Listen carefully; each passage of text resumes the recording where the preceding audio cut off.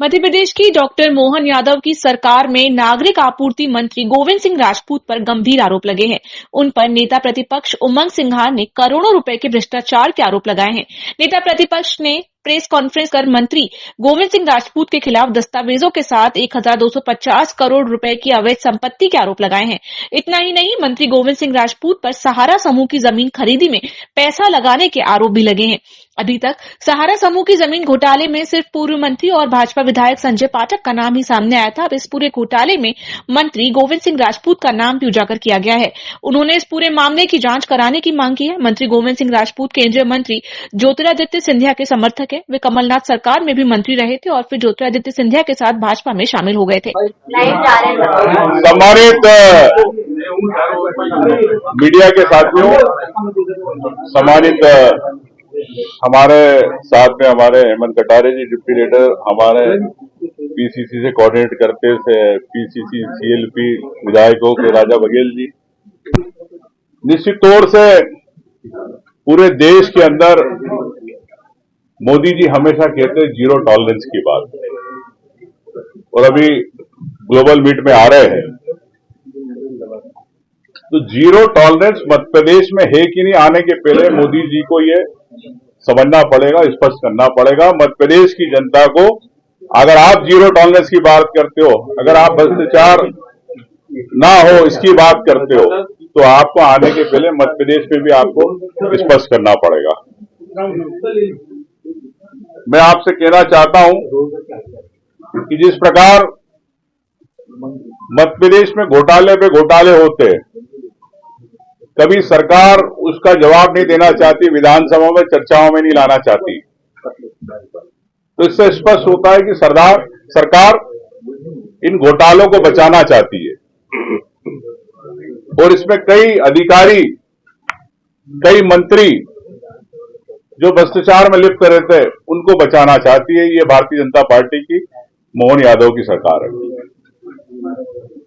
आप समझते हैं कि ये आपने सौरभ शर्मा जी की, आपको पता ही है पूरी कहानी, एक बहुचर्चित परिवहन घोटाला मध्य प्रदेश में हुआ, लेकिन सौरभ शर्मा को सिर्फ पकड़ा गया और जांच पे लीपापोती की जा रही है। क्या सौरभ शर्मा के पास जो डायरिया मिली, जो कागज मिले, जो बयान दिए, उनसे जितने भी आपने आज तक पूछताछ क्यों नहीं करी? तो इसका मतलब यह है कि इसके अंदर सरकार के मंत्री हो, पूर्व मंत्री हो या अधिकारी हो, इसमें लिप्त ये स्पष्ट होता है। और मोहन यादव जी से मैं कहना चाहता हूं कि आप भ्रष्टाचार को रोकना चाहते हैं तो सौरभ शर्मा की जो भ्रष्टाचार की आंख जल रही है, इसमें आप हाथ डालने से क्यों बचते हो? क्या आपके हाथ झुलस जाएंगे? क्या आपके लोगों के हाथ झुलस जाएंगे? अगर आपका ईमान है, आपकी नीयत साफ है, तो इस पे मेरा सोचना है कि कार्रवाई होना चाहिए। साथियों, बेनामी संपत्तियां जो इनके business partner Kamlesh Baghel, Pratibha Singh Baghel, company Shivansh developers private limited Sagar में बहुचर्चित सहारा की बेशकीमती जमीनें खरीदी गई। 100 एकड़ से अधिक भूमि की क्रय की गई, जिसका बाजार मूल्य 600 करोड़ से अधिक है, जिसमें गोविंद राजपूत का पैसा लगा। इसके साथ इसके आपको रजिस्ट्रियों के इसके कागज में आपको उपलब्ध करा रहा हूं फ्लैग ऐप में। और कुछ जमीन जिनने कमलेश बघेल के नाम पे खरीदी, मैं आपसे ये कहना चाहता हूं कि खसरा नंबर फ्लैग जी गोविंद राजपूत की अब आप सब कड़िया इसलिए है कि जिसकी जानकारी आपको नहीं होगी किसी को। दिल्ली में गोविंद राजपूत ने सबसे पास कॉलोनी में, डिफेंस कॉलोनी में 177 बिल्डिंग का 3rd floor terrace Sanjay Srivastava एवं उनकी पत्नी श्वेता श्रीवास्तव के नाम से 1 अप्रैल 2024 को 2 करोड़ में क्रय किएगा, जिसका बाजार मूल्य 12 करोड़ रुपए है। उसी बिल्डिंग में A77 में तुमराम जो आरटीओ वाला था, उसकी पत्नी वीरेश कुमार तुमराम ने ग्राउंड और बेसमेंट दिनांक 26 मार्च 2024 को 2 करोड़ में किया गया, जिसकी 12 करोड़ रुपए मूल्य है। और उसी बिल्डिंग में संजय डांडे, जो इनके खास संजय श्रीवास्तव गोविंद राजपूत के बिजनेस पार्टनर संजय डांडे, उसी बिल्डिंग में उनके द्वारा बिल्डिंग का फर्स्ट फ्लोर दिनांक 7 मार्च 2024 को 3 करोड़ में किया गया, जिसका बाजार मूल्य 15 करोड़ है। ये तीनों रजिस्ट्री आपके फ्लैग एज के अंदर इसमें आपको मिलेगी। तो मैं आपसे ये जानना चाहता हूं, संजय श्रीवास्तव की पत्नी श्वेता श्रीवास्तव और संजय डांडे दोनों Bhubaneswar multimedia private limited company में डायरेक्टर है, वो भी जानकारी आपको फ्लैग आई में दी गई।